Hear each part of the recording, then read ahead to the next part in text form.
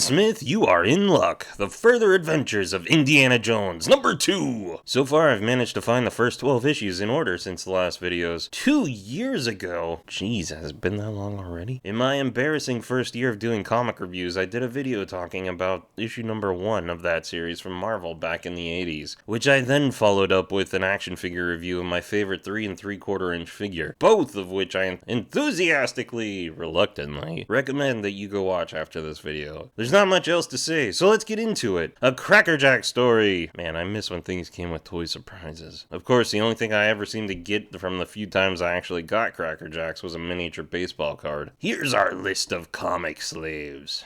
Missouri O'Neill? Chicago Burn? I see what you guys did. 22 Karat Doom.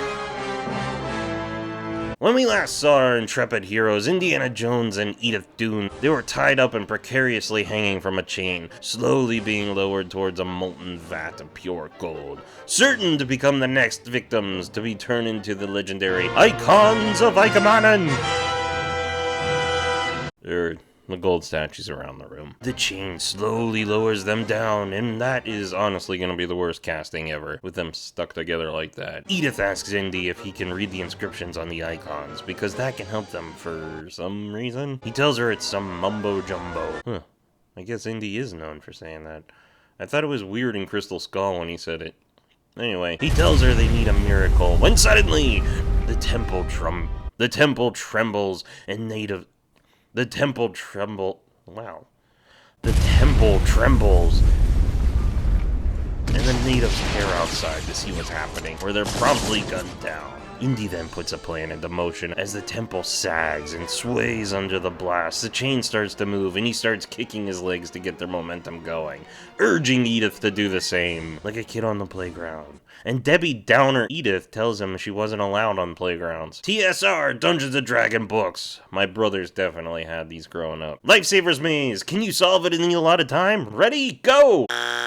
Thanks for playing. A few more swings and finally...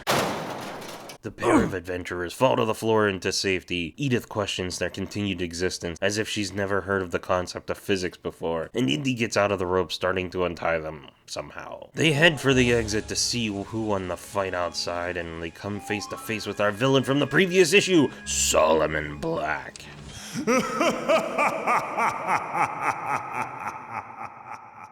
Black tells his bald-headed henchman he no longer has any use for the pair, and to kill them as he's promptly hit in the neck and falls to the ground. Toxic dart. No sh**. Indy grabs the gun, working out a hasty working relationship with Solomon as more natives attack. The tribesmen hurl their spears as Indy and Edith take cover behind the chunk of building. He somehow knocks down with his shoulder. Indy smacks her out of the way of the spear as she's clearly getting on his nerves. The natives are no match for the 20th century, however. Oh, I miss the 20th century. And the group makes short work of them. That's that. Another triumph for decency, culture. Decency, culture. Wow. Civilization and automatic weapons. Then it's right back to having no use for the pair as Solomon pulls a gun on them again. Indy is a quick talker, though, as he convinces Black that he and Edith are the only ones that can translate the inscriptions on the Icons of Icamanen. Solomon Black agrees, and his men go to work quickly loading up the Icons of Icamanen. Later, the pair are locked in a cabin on the ship. Indy is happy not to be stuck in the brig as Edith asks when he will begin the translations on the Icons of Icamanen. It's Monster Blood again. Yep. Yeah. What the? Spider-Man! Spider-Man places snake puzzles in a jewel case to catch that candy crook Magnemine! And he falls for it, becoming too distracted by the puzzle to actually steal the jewels! Wait a minute. If they were too busy to steal the jewels, then technically no crime has been committed, right? So like the most you could really get them on would be like trespassing, breaking and entering. I remember these things. Indy tells Edith that there's nothing to translate, that he made up the stuff to keep from getting shot. Edith then suggests that maybe there's something she could do with her feminine wiles. Side note, am I the only one that when they hear the word feminine, they think feline? Weird. Indy isn't buying it, but Edith says she has a gown in her luggage, and I can't remember luggage being a part of the last issue. Wasn't she kidnapped? Why would she have luggage? Am I forgetting something? But lucky for Indy, Edith comes packed for this kidnapping. Out in the hall, Edith tells a guard that Indy is asleep and that she's lonely. The guard agrees that keeping her company is a good idea when Indy springs into action, knocking him out cold. Wait, the door's locked, but she opened it with her feminine wiles? Man, there's a superpower for you. Indy tells her to stay there with the gun on the knocked out Palooka as he goes. Indy tells her to stay there with the gun on the knocked out Palooka as he goes to find the mother. Indy tells her to stay there with the gun on the knocked out Palooka as he goes to find the radio room. He goes to work putting out a call with Morse code when a shot rings out, destroying the radio. Back at the room, more thugs pile into the room, and shortly Solomon Black, a new thug, and Edith join Indy. I am, as you Americans say, Dr. Jones, fed up. Me too. Is Solomon Egyptian?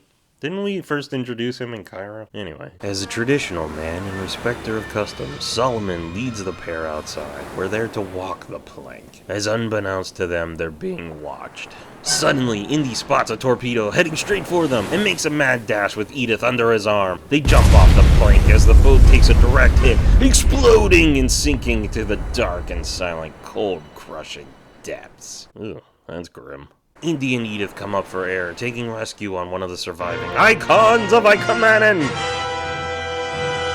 crate as a German sub comes into view. Shockingly, Indy signals for their help as Edith is about their accomplishment or something. Wow. He tells the captain that officially the US and Germany aren't at war. Yet. And it's probably several international crimes to attack a boat with Americans on it. But he won't be, what? Oh, fussy. Fussy, yes. That's definitely the word I thought it was.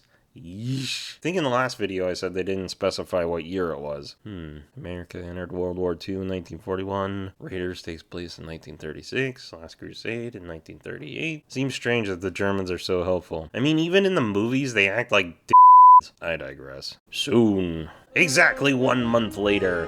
We are a kilometer from New York, Dr. Jones.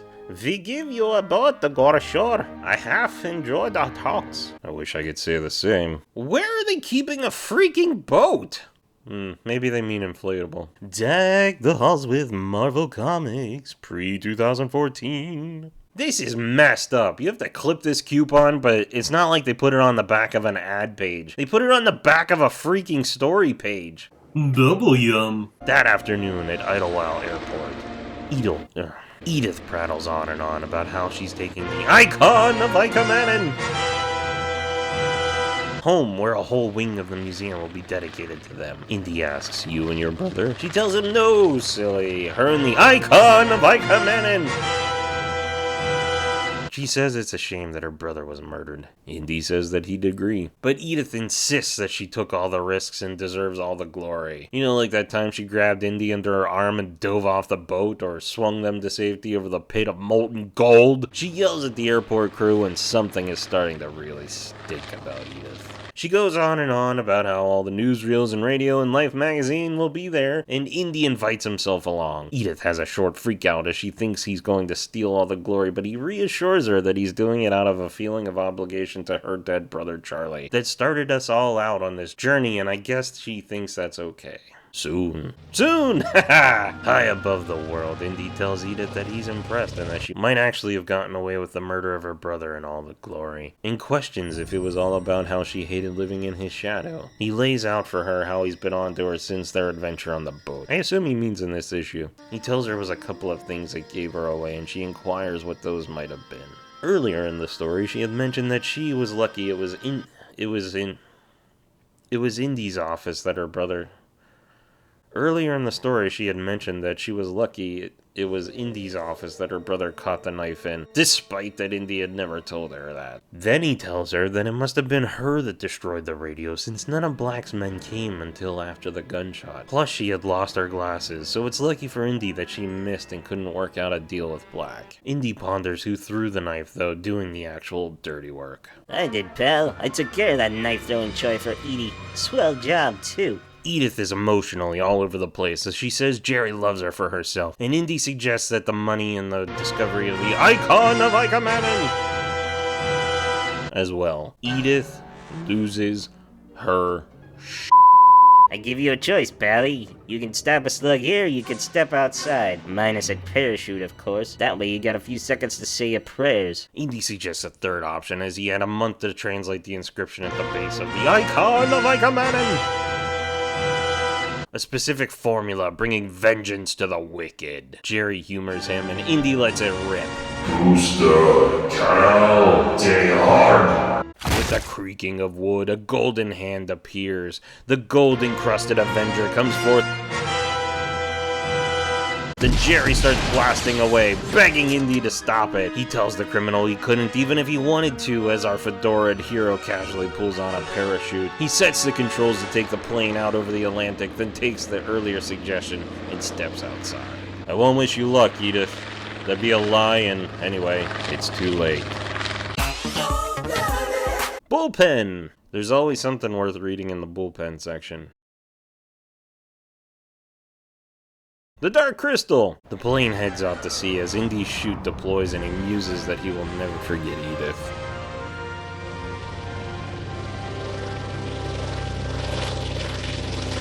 Screw that bitch! The New Mutants! Some more ads. I have never heard of Amadar. Anyone? Anyone?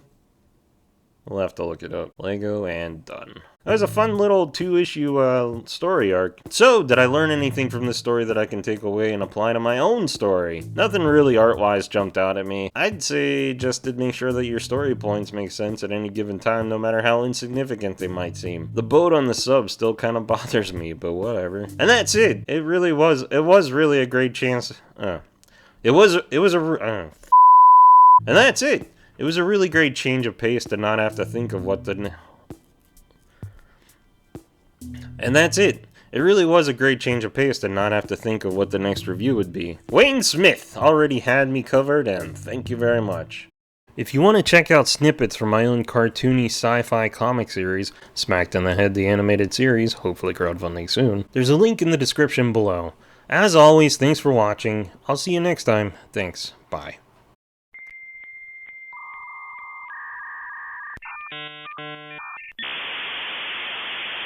Why would she have luggage?